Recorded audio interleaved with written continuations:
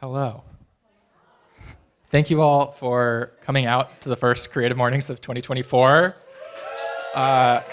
especially on a day where half of Charlottesville is closed. So glad you all made it. I'm going to do a few intro slides before we get to the main event. So Creative Mornings is a breakfast lecture series that is international. There's 238 chapters across the world in 69 countries, 27,000 attendees per month. You all count towards that total. Thank you so much for coming. We have had a chapter here in Charlottesville since 2018. I think at the time we were the smallest city to get a chapter, which speaks to how much work our amazing original organizers did to make a case for why Charlottesville's creative community deserves to have a part in this larger community. Every month, all of those chapters across the world all have one shared theme that they find a speaker to speak on. And so this month's theme is Rise, which was chosen by the Tampa Bay chapter, and this illustration was done by the artist Miss Crit. Many thanks to our local sponsors that allow this to happen and help provide for the coffee and the pastries and the videography and everything. So I want to thank the UVA Arts, New City Arts, and the Fralin Museum of Art for supporting the arts around town. Just to spotlight some events that those groups have going on, the next opening at New City Arts is Misha Goldberg's Empire is Over, the Lewis Clark Sacagawea Cut-Ups. So First Friday's opening is on February 2nd from 5 to 7:30, and there's going to be a performance from the artist at 6, if you all can make that. And then some things going on at Kluge Rue, I believe, or maybe this is at the Fralin. We can check on the website. But Voices of Connection, Garamut Slit Drums of New Guinea is on display through June. And then Madayan, it's 8 decades of Aboriginal Australian bark painting. So this is a pretty large touring exhibition that was organized by Kluge Rue and UVA. It is the most significant exhibition of bark painting to tour the United States, presenting 8 decades of artistic production, including newly commissioned artworks. So this is organized by Kluge Rue, but happening at the Fralin. You can see there's a lot of different events spotlighting this art. There's going to be an artist-led tour, another First Friday event, and a lecture in the Rotunda Dome Room. If you all are interested in learning more, there's a QR code you can scan briefly. This also just takes you to Kluge Rue's events page, so you can probably Google that. And just to introduce the breakfast that you all are having, thanks to Baker No Bakery for the pastries. Won't get too much into Chris because she'll have the floor shortly. And then thanks to Jaybird on the other side of this wall for providing the coffee in the back. And finally, more thanks to the AV company for all of the audio and visual things happening around us, and to Creative Mornings host emeritus, Corey Price, who's now stepping in as photographer. And speaking of Corey, I also just want to thank the entire Creative Mornings organizing team. I would not have been able to get this going without all of the groundwork they've been doing for the years getting things going. So thanks to Corey, Maureen, and Emma. And if you would like to join that amazing team and would like to help get these events going, finding speakers, setting up, please contact us at charlottesvillecreativemornings.com. We're always open to more help. And speaking of charlottesvillecreativemornings.com, that email goes to me. Hello, I'm Jeremy. I'm the new host as of 2024 for Creative Mornings Charlottesville. This is my photo I've had since I created my Creative Mornings account in 2018. Me as a young vampire in the old bridge bathroom at a music video shoot. Yes, I'm glad that even though the Belmont Gallery no longer exists, Lampo has kept that bathroom pristine, or whatever this version of pristine is. The shortest amount of information about me. So I have been in Charlottesville about 20 years. I'm one of those folks that came down for undergrad and just never left. When I was in college, I overheard just strangers in the downtown mall saying, if you don't get out of Charlottesville after 7 years, you'll never leave. And I remember that 7th August, I was like, I guess I'm here. And like another decade plus after that, I'm still here and I'm happy to be here. One of the reasons I'm here is because I have dove really deep into the creative community here, into events like this, like music video shoots at the Bridge, film festival, Zine Fest, things like that.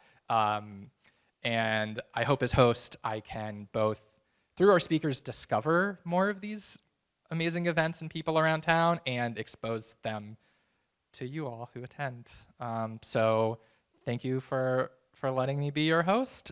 Open to all feedback and suggestions moving forward. But enough about me and enough thanks. So we always open every Creative Mornings event internationally with the Creative Mornings Manifesto, just to kind of set the vibe, let you all know what we're about. Is there anyone who would be willing to read the Creative Mornings Manifesto this morning? This is what you're signing up to read. Thank you. Good morning, everybody. Everyone is creative. A creative life requires bravery and action, honesty, and hard work. We are here to support you, celebrate with you, and encourage you to make the things you love. We believe in the power of community. We believe in giving a damn. We believe in face-to-face connections, in learning from others, in hugs and high fives. We bring together people who are driven by passion and purpose, confident that they will inspire one another and inspire change in neighborhoods and cities around the world. Everyone is welcome.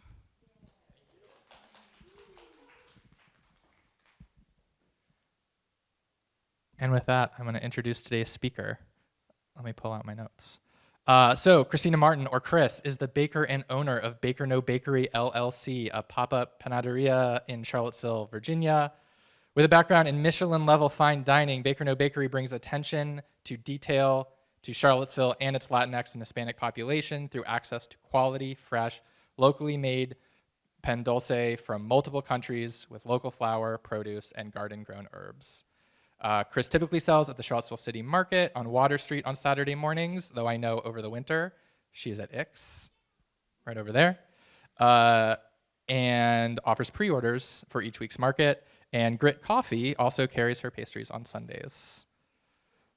And every so often she'll do pop-ups here too. So, but everyone join me in welcoming Christina Martin.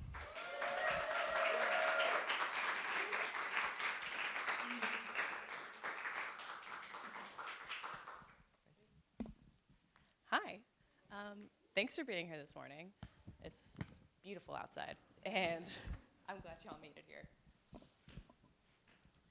How early have you gotten up to prove something, dough or otherwise? The earliest I've woken up for a bake is 11:30 at night to fry off 500 donuts for a pop-up when I bit off way more than I could chew. I made it out relatively unscathed in retrospect, refunding only one style of donuts when I realized there was absolutely no way I had time to make them happen in the fryer. It's moments like that when I have to lean into my programming and that weird, twisted restaurant part of my brain clicks on, digging into the adrenaline and finding a flow in my weathered mantra, the only way out is through. I had the privilege of starting my career in culinary school at Johnson & Wales in Rhode Island, steeping in the dreams of someday opening a restaurant with my new and most beloved friend, Josh. I spent my first 2 summers interning in 3 Michelin star restaurants.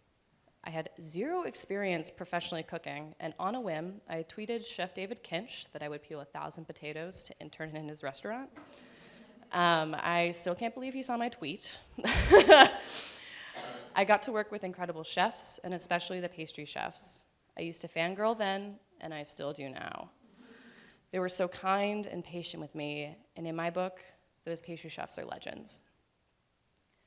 That internship led to another at Grace Restaurant in Chicago.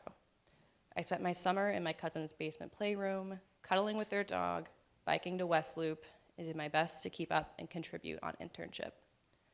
Manresa introduced me to a world of discipline and attention to detail, and at Grace, I felt like I could be a part of it. I spent most of my days doing long, tedious tasks, picking herbs, helping scale and prep, and filling in on dishwasher shifts. I put so much pressure on myself, and I once had a panic attack cutting the tops off of strawberries, counting down from 10, making sure to still do the task right, and somehow that's something I still romanticize. I was so green, such a squirrel of a person, and I loved it. My internship came to a close. I drove back to Rhode Island for the 2017 school year for my junior year, and I was offered a job at Grace a few months later. I switched to the online bachelor's program and went straight back to Chicago. I was 20 years old and one of the youngest people ever hired. I trained my first week as a pastry chef de partie, the fancy way of saying line cook, and spent spent those 5 days memorizing as much as I could, my little black notebook, a Bible. The first day of my second week, I executed my dishes and service with the help of everyone around me, squirreled and amped as ever. The next day's events, unknown to me, on my 7th day of employment, the restaurant closed with a full staff walkout in solidarity with the chef. I think it was my first true experience of grief in my lifetime.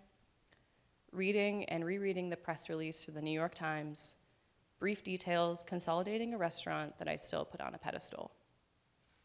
I found another job in the next week, determined to stay afloat, and kept pushing for the intensity and drive I imagined I would have brought to the station I longed to work.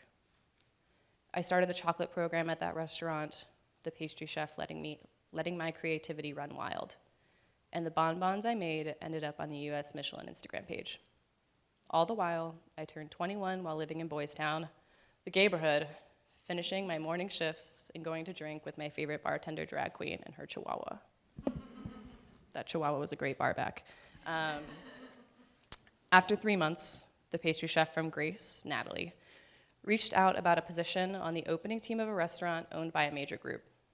I leaped at the chance to experience working for her again, and the pastry sous chef who also trained me at Grace.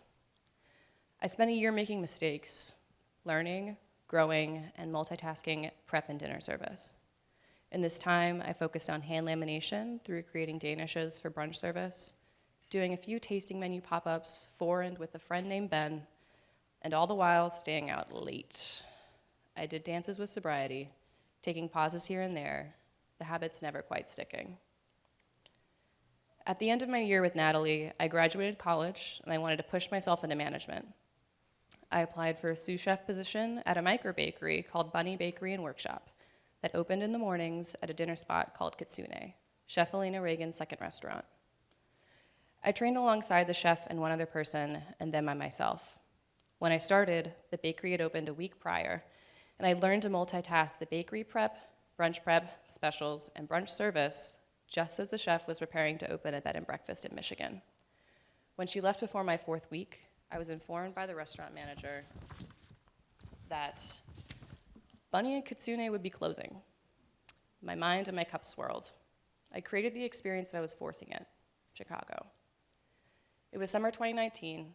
I had made questionable personal and relationship decisions, and I couldn't quite stomach the fact that I had lived in Chicago for a year and a half, opened a restaurant, worked in 4 restaurants, and closed 2.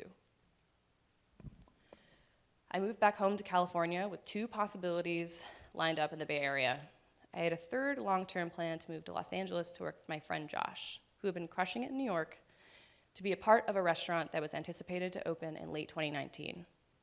I worked those 2 jobs for a bit, throwing myself into work and motivated by spite and a deep desire to prove that I was enough. And I don't know if you all know how restaurant openings work.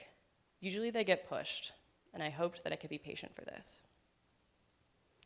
For a time in the 9 months I lived at home and stuck with sobriety until I found stability.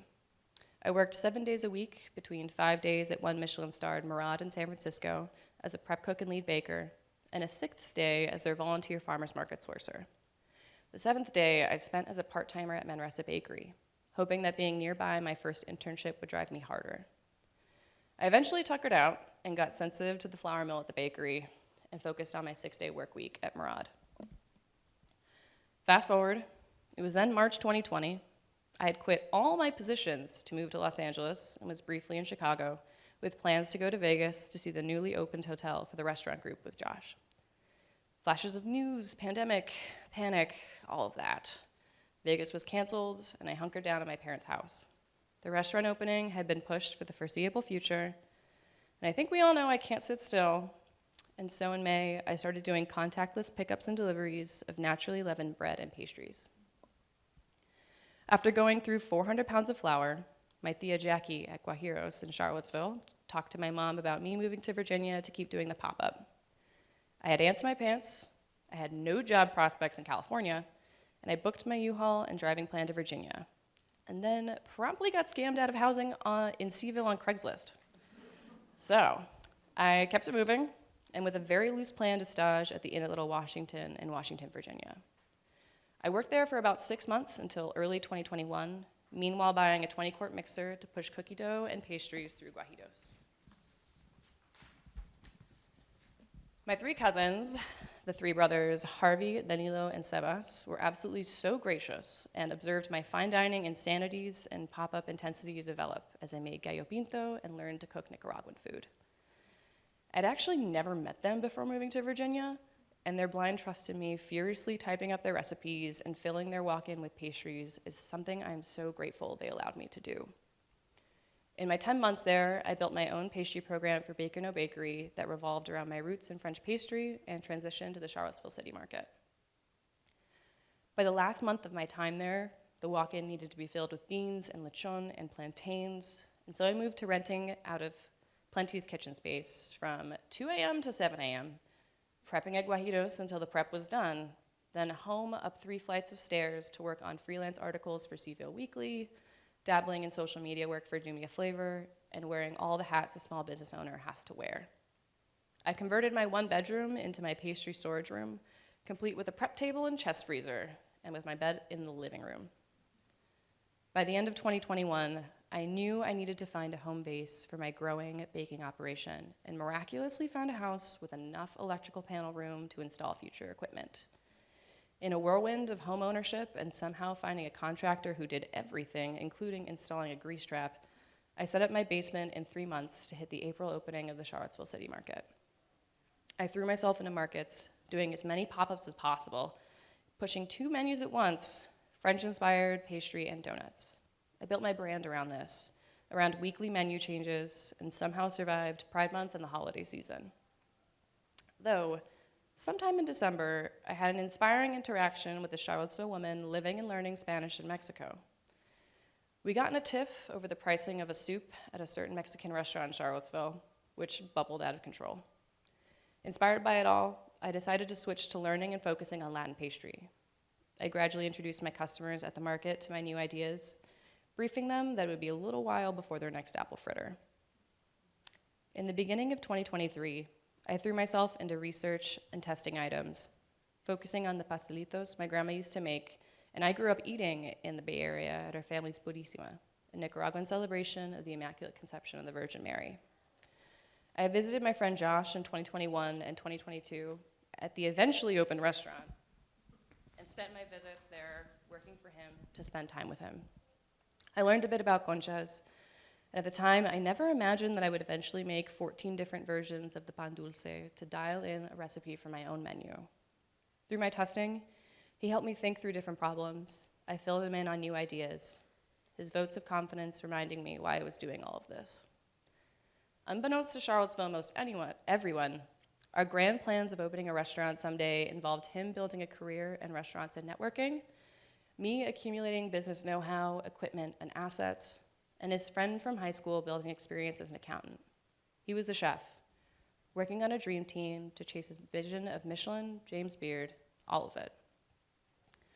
I was motivated, excited to be pushing again with something I could feel in my bones. I was all ready to go for my first market of the season after my test run at the Queer Market mid-March. I got a call on Wednesday, 3 days before the first market of the year, telling me about how he had passed away in an absolute medical mystery. Naturally, that week of prep and that market was a blur. I flew out to New York Sunday morning, landing softly with our dear friend from college, Sarah, and attended both of his funerals on Monday. Now, if you think I'm crazy, Josh was crazier. I pulled my first 19-hour workday with him. Our mantra was a very intense, be better. And I knew pulling out of this push was the last thing he would want. I grieved publicly on social media, cried while I prepped the items that I developed that had glimmers of his mind in them. And like before with Grace and Bunny, grief pushed me. And unlike before, I thought about the impacts of pushing. The impacts of the long days, the missed holidays, time spent with friends, throwing back Miller High Lifes after service. I found myself resisting my old ways.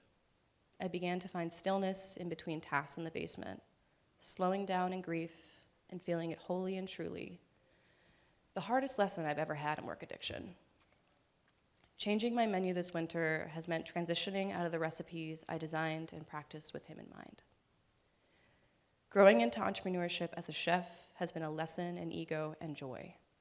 It is incredibly grounding to shift through all the emotions of an employee experiencing a closure, removing my biased experience of it, to slightly understand the intensity of what those chef owners had to experience as humans in those moments. Removing myself, my mind, my ego from it all, and being able to see them beyond the pedestal my young adult mind put them on.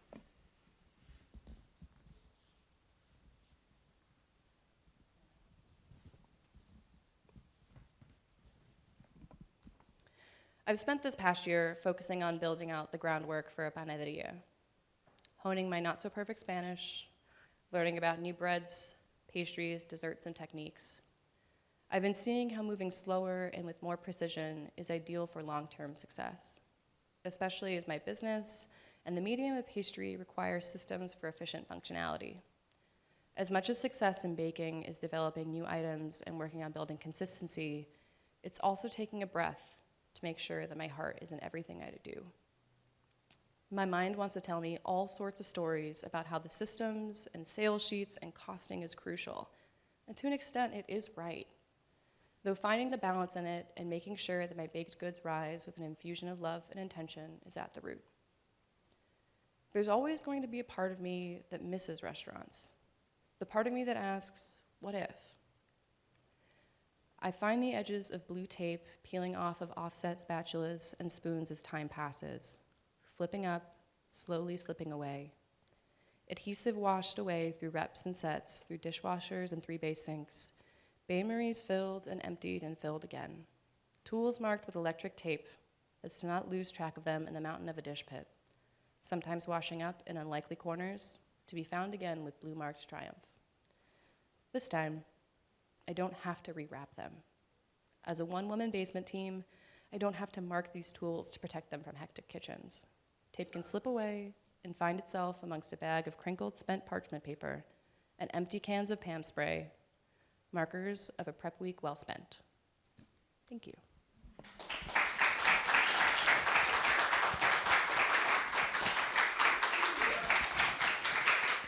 Thank you so much.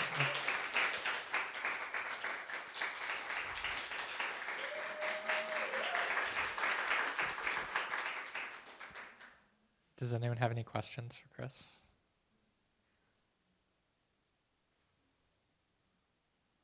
I'll let you think about it. I'll throw one at you.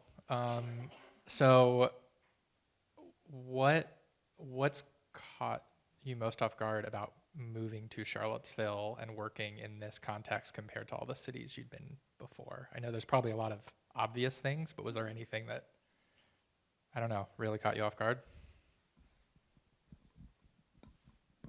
It's a lot slower, which I think is good for me. Like I can push and I can keep doing all these things and like find the momentum in it all. And also like, I know a lot of pop-ups and I know a lot of people who have not been able to continue because of the fast pace of major cities and the price points of major cities and like all of the like hurdles that come because of it. Like a case of butter in Richmond is like 120. A case of butter in New York is 210. So it's like 911. Yeah, Tammy.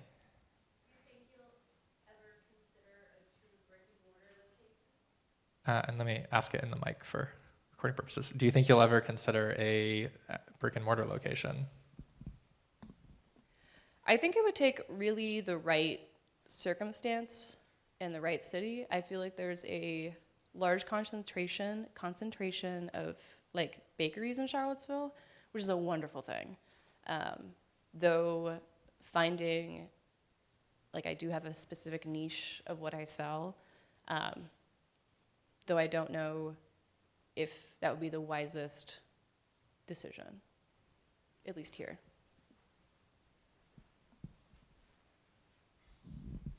Anyone else? Yeah, Lizzie. Can you talk more about the transition you made between like the type of pastries that you were doing? I just thought that was really interesting and inspiring. Man, I grew up eating Latin pastry, a lot of conchas and Mexican like grocery stores and whatnot. So like that was always like a little treat that always existed. And in growing up among so much diversity in the Bay Area, there's so many more pastries than we could like even fathom in what exists in the US. So my training is a great base for all of those pastries, and yet I'm like pretty much self-taught in the majority of them. Like I saw my friend Josh make conchas once and I helped him once and I was like, that's all I got. Besides watching YouTube videos of these crazy fast panaderos on YouTube. They're insane. But it's it's a lot of reading. I've always been able to work for somebody and learn through them or have some sort of base. So it's been very interesting to develop a menu where I'm like, I have to do a ton of reading, a ton of research, a ton of YouTube to like see how things come to fruition. And in that, it's like very satisfying and very exciting to learn something. And I'm very determined to understand those basics of those concepts of flavors before getting like funky with it. When I was doing French pastry, I was like, okay, I can be creative. Like I can get really fun with flavors and really experiment with things because I had such a good base understanding of like, this is what a Danish is, and this is, now I can put like hot sauce in it and like make it taste like dip. Like I had this like weird obsession with like making dips inside of Danishes. It was really good, not healthy for you, but delicious. And so it's like getting into the basics of things. I'm like, okay, this is sweet plantain, and that's it. Like, relax. Is actually really the best focus for this like current project. Because I don't have the understanding to be able to be like, let's get wild. Have you found that any customers have brought their memories and connections to these pastries to you? Because I don't know if this is valid, but like I don't know that a lot of people have like emotional connections to Danishes. They're like a commodity pastry, which is really rude to say. Whereas like people, especially when they are less commonly available, like conchas in Charlottesville, it probably means more to them in terms of how you are making it, how it tastes, how it is similar or different from what they're used to. So have you found people kind of bringing that to you? Yeah, I really have. It's been really cool to representation is important. And then to be a person being representation,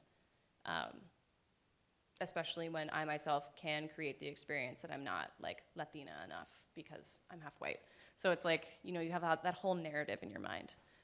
But to be a person who is like taking that same attention to detail and that like same intensity that usually gets applied to croissants and sourdough and like things like that, taking that energy and putting it into like a concha or just pan dulce in general for, the Latinx population of Charlottesville is like 5 to 6%.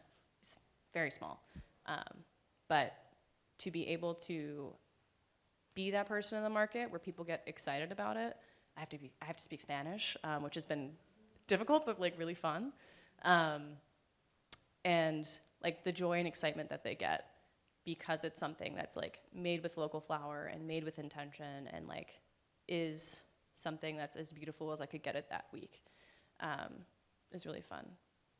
Especially the students, the UVA like undergrads and like grad students and whatnot, but like they get really jazzed because it's like, oh my gosh, I never expected to see this here.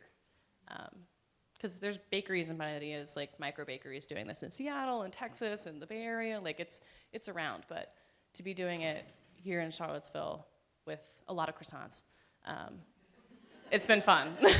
Yeah.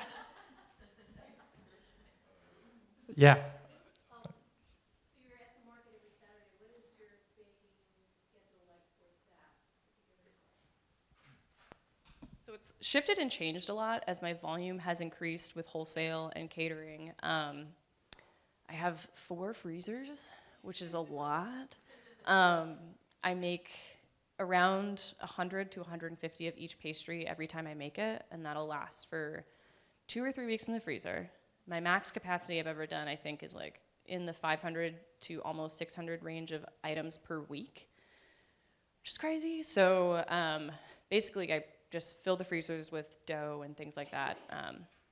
And then I'll pull them the night before they're needed. So Wednesday, Thursday, Friday are my prep days. Saturday is the market bake, and I'm at market. And then Sunday is the grit bake, and then I, run around and deliver. But there's the Mondays and the Tuesdays that like wiggle their way in there, and like all the social media stuff, and like, it's a small business hats, many hats. And prepping for Friday morning lectures. Yeah. Thank you. Courtney.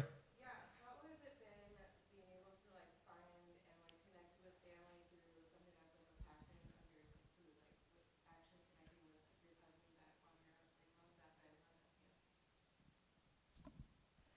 It's been really wonderful and really educational. My grandma is a cook and like really is into it, but I didn't learn much from her. And my mom, she's not the cook in the family, she's the Nicaraguan one. So to be able to like go work at Guajitos, bring my crazy like brain background, and then be like, all right, this is rice and beans. And I'm like, okay. And then make like so much of it. But a lot of those recipes are my tia's. So to be able to like, type them up and make them all like fit the metrics that my brain like wanted them to fit. And then also to be learning the technique, to be learning that the beans need to be squished this way, and the ratio of the beans to rice needs to happen this way. And there needs to be like, there's a very specific process that I really enjoy about it. And being able to understand more about my heritage and my family's culture through that was amazing. Yeah. And did you have a question? I did. Yeah. So, as someone who's new to Charlottesville, I've gone to 2 events in the last week, and you were the sponsor. You're at both of them. That hearing your story, that you're relatively new to this community. So, can you tell us a little bit about how your process for building community and how you came here and met these people? And I think how, as a newbie to town, you have such an outstanding influence on community events. Seeing you everywhere, which is fantastic. Thank you. I feel like restaurants, I've always been like a very outgoing person. And so to be in that type of scene, I've loved like networking and meeting other people. And that was kind of the way that I just like permeated here. Because in big cities, it's like, okay, like some cooks from another restaurant because you guys go out drinking out like late at night. And then, but then you go into their restaurant and you sit at the chef's table and you start talking to their chef. And then you meet your coworkers and then it kind of just like develops. And so here I was like, okay, this is not different. This is the same. I just gave free boxes of pastry to like any of the chefs that I wanted to be friends with. Like the ladies over at Emma's, I was like, you guys are gay. and you're cool. And so I brought them like a box of pastry, wearing like a rugby jersey from my college, which coincidentally, small world, one of the owners was also a graduate. So it's like, I've been noodling. And I guess having the funnel of being gay is very helpful in that, because Charlottesville, even though you wouldn't think has like a queer community, they're everywhere. like it's really, especially recently, like there have been a lot of groups that have like developed a lot of community events, and so just like going to those and meeting those people, and like especially doing markets, like I get to interface with so many people in the community, and so many of like, you know, a lot of the queer folks are working the markets, so you only see each other in the context of commerce, but it's still like a camaraderie of sorts. So yeah, just markets is a great place to start. Queer commerce brings people together. Do you have a question? Yeah. I was curious about, you talked about local sourcing your ingredients, and you mentioned earlier in your story about having a reaction to a flower or some sort of, and I was just curious, because when I lived in Germany, everybody took the flour to the mill down the road, and it sounds like you're kind of bringing that in, but I just wanted to hear more about that decision process. So basically, I developed a very intense case of baker's lung right off the bat. I worked at that bakery for a month. And even wearing a mask there, like I developed, like I needed an inhaler, and I got hives. So I quit. But now I do still have that flour sensitivity. It's why I'm hopefully going to invest in an air filter this month. But I source from Wade's Mill. They're based in like the Shenandoah Valley, kind of near Stanton. But they get a lot of their grain within the state of Virginia, and they are pulling some wheat from Montana because it was an interesting grain year for Virginia. But it's a fear of mine that this is a short-lived career. So I'm like, why not just go for it, strong, you know, figure out what my limits are in this capacity until I'm essentially probably have to be gluten-free. But it's not there. We're not there yet. Exactly, and that's been the beauty of like Latin pastry as well. Like the different varieties of flour, like the quesadilla, that's made with rice flour. So it's like there's so many different flours, cassava, yucca, same. Like there's so many different things that can be done with it, and like that's promising. I'm also very passionate about chocolate, which is a very gluten-free time. So I'm like, that's always a great little side backup moment. I have no idea. Yeah. Also, if anyone hasn't tried the 2 styles of pastries we have, there are still more pastries, so please take advantage of being able to try Chris's work while it's here. Yeah, someone else have a question? Yeah, Tammy. I have 2 more questions. Sure. When do you start your baking for the market? Because you were talking about that. Your week timeline. When, yeah, I'm just curious as to when you actually turn it on. Pastries come out of the fridge at around 2 a.m. and then they go into a proof box. But my commute is really great. It's downstairs. So I put all the pastries in the proof box. I go back to sleep for about 2 hours, wake up at 4. Everything's ready to go. Oven goes on at 4. And this menu, I designed it so a lot less things needed to be finished and done the morning of. It's kind of like they're already filled. They just get baked, you pull, and then they go on the sheet pans. Before, it was a lot more involved, so I used to have to wake up at like 1 in the morning, and like oven goes on at 1 a.m. But it's been a nice ease. Grit, I do wake up a little bit earlier because they need the deliveries by like 6:30. So I'm up at like 1 for grit and then asleep for 2 hours. I don't think people appreciate that level of commitment. You know, when you're sitting holding pastry in the morning, that it has literally come out of the oven a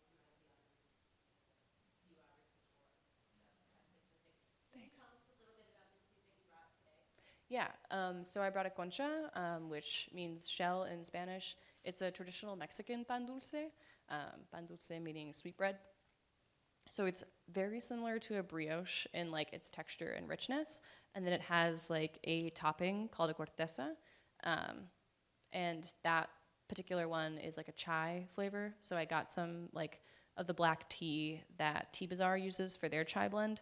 And then I mixed it with like some of the other like spices, heavy on the cardamom, which I sourced from an Indian market locally here in town, and mix it all up. And then that goes into the topping. I also have a different concha that's filled with a sweet plantain caramel. So maduros are something that like is close to my heart. They're just like fried sweet plantains. They're delicious. And I use that, like I turn that into a puree, and then I mount a caramel with that puree with white chocolate, so it has like the thickness and the consistency. So like it can be frozen, scooped, portioned, baked, all that type of stuff. So those are my double conchas. And then the quesadilla is actually really fun. And circling back to that question about impacts, my friend Anthony has a friend in LA, and this friend is Salvadoran, and was so excited that there was that representation happening for Salvadoran pastry, like just anywhere outside of, you know, typical realms. But it's delicious. I was watching this, basically developing that. I watched this YouTube video of this this baker in El Salvador. It's Como Hacer Pan El Salvador on YouTube. He's wild. And you can hear the roosters in the background. It's crazy. So like you run the whole thing through a molina. So the rice, the milk, the cheese, like all of that goes through a molina, which is like a grinder of sorts. It makes the masa for tortillas. So it kind of all blends. And I was like, interesting, I don't have one of those. And then I referenced a few other recipes where they just put everything in a blender. And I was like, okay, that also adds up. But I kind of found a mix between those types of techniques of like blending and grinding things together, and then also making it being like, okay, but I'm not gonna start from like rice, I'm gonna use rice flour and like figure out other stuff. So it's actually, the technique is very similar to a genoise, which is a French type of cake where you lighten the cake with egg whites at the end. And I saw this lady do it, and I was like, okay. And so now it's like a combination where I blend all the cheeses and the milks and the sour cream together, or crema, it's Salvadoran crema, it's Salvadoran. Queso fresco, I get all of my ingredients from El Tío primarily. And so basically, it's like this like weird mishmash of like techniques, which I think speaks to a lot of the pastry that I do, because to try and say that my pastry, my pan dulce is, you know, absolutely authentic, based in, like, that's really not what it is. It's my echoing of that, and my understanding of that, and my, like, creation of that in a way that I'm like, I am a weird second, third generation immigrant, and have an experience in, like, fine dining kitchens, so taking all of that and mushing it to one. And so I feel like the quesadilla being a gluten-free mishmash of it all is, like, very kind of like the funnel of what this is. I think we have time for one more question. Yeah.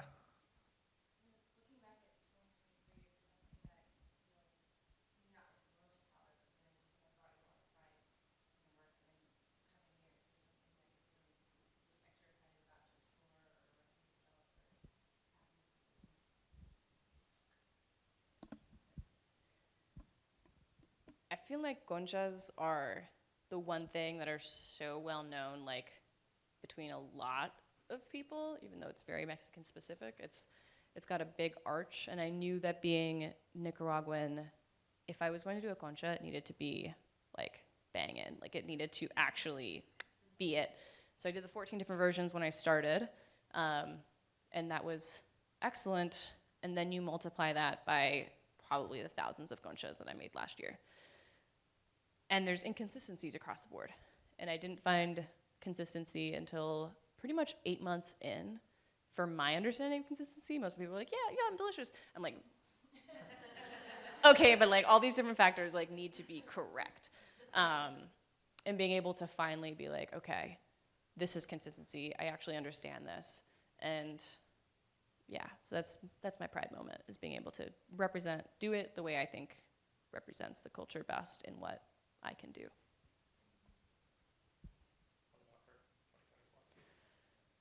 Oh boy. I got an airbrush machine. That's really exciting. I'm going to use it for chocolates. So Valentine's Day is going to be fun. And yeah, usually like I hand paint all these like little accents and things, and if cocoa butter and tempered and all that stuff. But then I used to like, you have to do a background of white to make sure that the colors all stand out against the dark chocolate, because brown will like mute everything. So if you don't have that like backsplash of white behind whatever colors I paint before it. But I was hand brushing it and using like a little foam brush that I would like cut into a half circle and like kind of like figure it out in these molds. But the true way of doing it is with an airbrush, and you just do like a nice, beautiful, even background of white. And I could get fancy with the airbrush, but I'm like, literally, I just want the nice, even background of white. And so that's my testing is next week, and I'm just jazzed. And then last kind of question, remind people where they can find you and your pastries. Through the winter, I am at the Ix Farmers Market on Saturdays. I think consistently I'll be up against the Looking Glass entrance, which is it's a beautiful background. So I'll be there on Saturdays. Sundays, I will be at Grit Coffee in Charlottesville, downtown location, coming soon, potentially on Sundays. So that'll be all 5 locations in Charlottesville. And then, yeah, I have catering and wholesale like menus that exist too. So random events I do pop up at, like I did UVA on Tuesday. It was crazy. Yeah. Awesome. Yeah, don't sleep on the cakes you can order. Yeah. They're And then I also have gelato sandwiches, which I know it's snowy outside, but those exist at the Beautiful Idea, which is like a nice little queer like mecca of sorts downtown, where there's just all these different vendors who often do the markets, and my friends Dylan and Joan, and then the owners of F12 Info Shop combined to make this really cool little shop. And it gives like a voice and a space for all of these artisans to have like a different like stream of revenue for their businesses. So I have like a little freezer by the counter, and it's filled with gelato sandwiches, and I use gelato from Splendora's. So it's like a really fun little collaboration. awesome. Everyone give one last round of applause for Chris. Thank you so much. And thank you all for coming out. Stay tuned for emails about next month's event. We're going to try to stay really consistent for the 3rd Friday of every month, so you can mark off your calendars for the year now if you want. And hopefully see you all next month. Thank you.